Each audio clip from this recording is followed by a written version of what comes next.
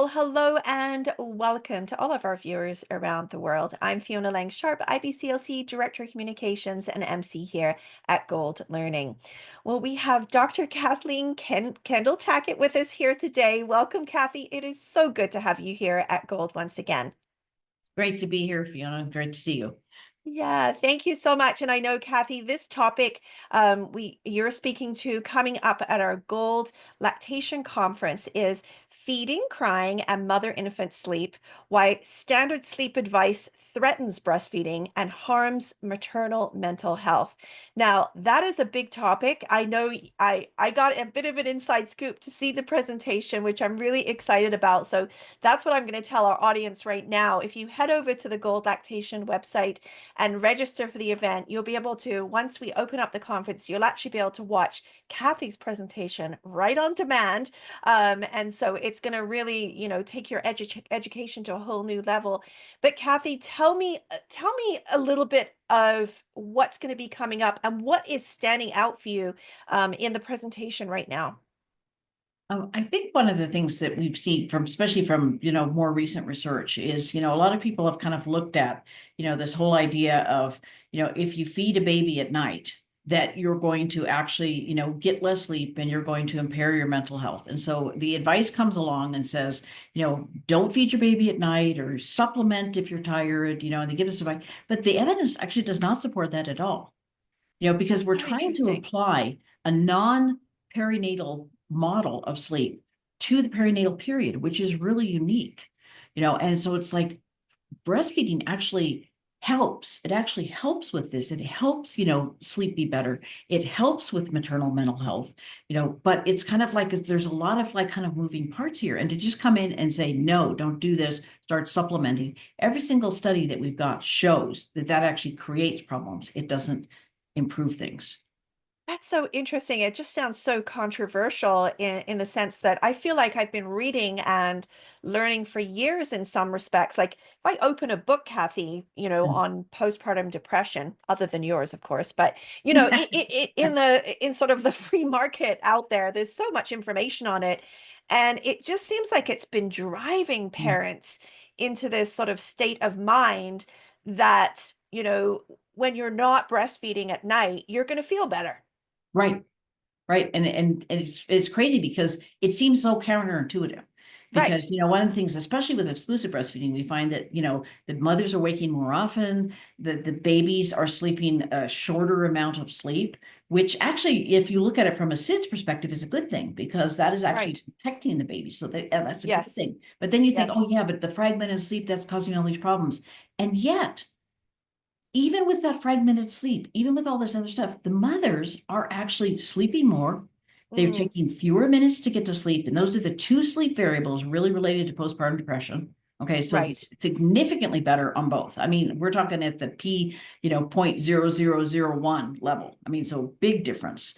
Yeah. And it, not just our study, we've had at least 5 studies that the results have lined up exactly. It's amazing actually how consistent that's been. So it's very counterintuitive, but it's kind of like trying to apply non-postpartum guidelines to the postpartum period makes zero sense because breastfeeding is a variable that influences this whole thing.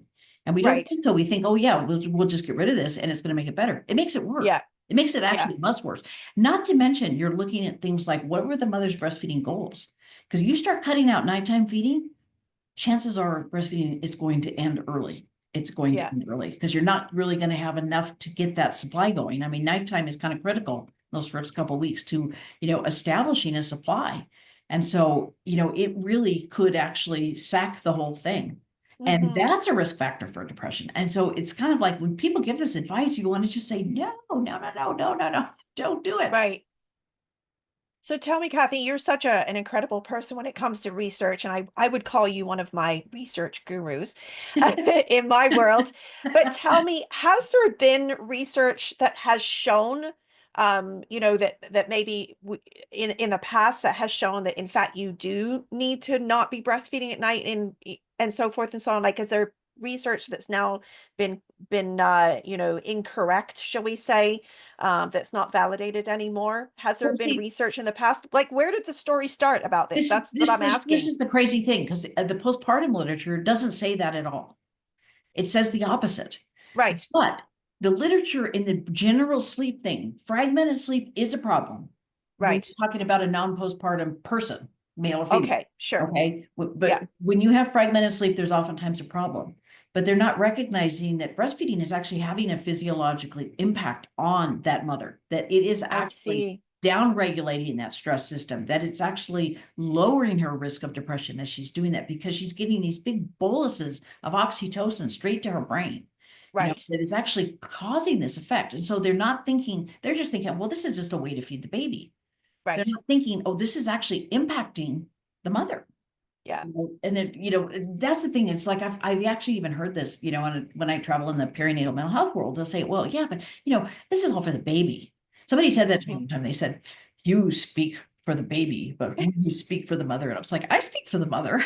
I want to make sure that the mother is getting something out of this. She most certainly is. So the Mm, models that are trying to apply to this, to give this advice, right. are based on sleep in in a non-pregnant, non-postpartum person, male or female. That that just infuriates me. Yeah, I'm so it's trying to just keep, applying a model that, that's why it yeah. doesn't fit.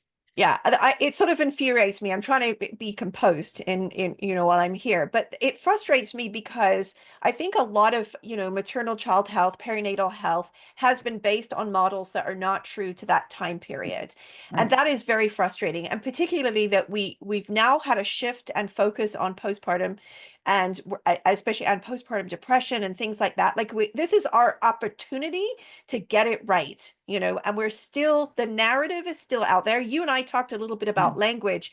So, what's going to be important moving forward as professionals to support families in this area, do you think? I think actually, I think this is going to come more from the bottom up. This is going to come from the families. This is going to come from Gotcha. educating, all the members of the family about this. Hmm. That, this is normal sleep. This is normal for the newborn. And okay, how can we help this mother cope with this situation? Because, Right. it could be that maybe her baby does have that fussy temperament. So, okay, how can we enlist, friends? Can we enlist family members to, okay, give them a break, like walk the baby around for an hour. Yeah. Let's put the baby in the car and take it for a drive. Like a lot of Yeah. times the car can be very soothing for babies. Let's get you through this period. But also I think one of the things that really kind of, eats at mothers' confidence is they think they're Right. doing it wrong. Yes. And as I mentioned in the presentation, there's a lot of research studies now coming out. These are recent ones that have said, well, we know breastfeeding causes all this fragmented sleep. So is this going to be a problem? I mean, which is such a strange way to ask it, because it's the norm. And so if it was going to be a problem, it would have been a problem forever. We didn't Right. Yeah, we you didn't just improve mentioned on that. this Like, situation. how did we all survive this before? Because, yeah, it's And so guess what they found? Okay, yeah, there is some more fragmentation at the beginning, but again, there's some evidence that shows that actually protects against SIDS, but then it normalizes. And so you're not causing baby sleep problems. And so right. again, I think that's a message that moms need to hear, because they're getting the opposite. And if Mm, everything becomes, the goodness of the baby becomes, is he sleeping through the night yet? right. And it's just like, dirty little secret. A lot of babies don't sleep through the night for 2 or 3 years. And Right. that's really actually okay. That's really Yeah. okay. And other cultures are much more relaxed about it, but we're just like, we got to do it. And, unfortunately, I think we're kind of in an era where so many of our moms now are just feeling like they have to do everything. If they Right. don't do this right, if they don't buy this thing, if they don't, like, they're not there constantly sort of monitoring the Comparisons and situation. things like that, right? Yeah, and feeling like they just have to do all this stuff. It's like I often joked, because I had a baby a month after I got my PhD in developmental psych. And Oh I my goodness. joked, I said, that wasn't actually very helpful to be a new mother. But I'll tell you one part of it that actually was really helpful. I had confidence in baby's development. Babies Right. come primed to grow and Hmm. primed to develop. And they will actually do that. If you give them a normal amount of care, they will do that. You don't have to be hovering over them to make sure they know how to speak. If you just talk to them, they Hmm. hear language, they're going to pick it up. You don't have to buy Yeah. a certain product. I mean, all these things, if I don't do this, if I don't buy this mat, they're not going to learn to turn over. Yes, they will. Because they're Yeah, going it's to do it's it. very interesting. It is very interesting when you break it down like that, it's sort of we've given up we've sort of gotten to this point of being sort of so hyper vigilant about, Right, all these things, but and yet there's things that are very normal. And I'm glad that you've talked about SIDS today. I feel like SIDS almost has gone on the back burner in some right, respects, because of the Back to Sleep campaign, right. but in actual fact, breastfeeding plays a very significant role Oh, huge.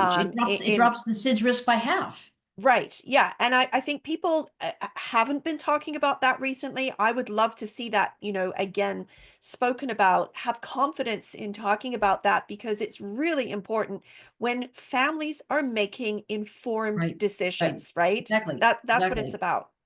Absolutely. And we want them to make informed decisions about like how they sleep, Yeah. and kind of like what situation where the baby is located. We know that it's actually safer to have the baby in the parent's room for that first 6 months. That really Yes. is kind of important. Yeah.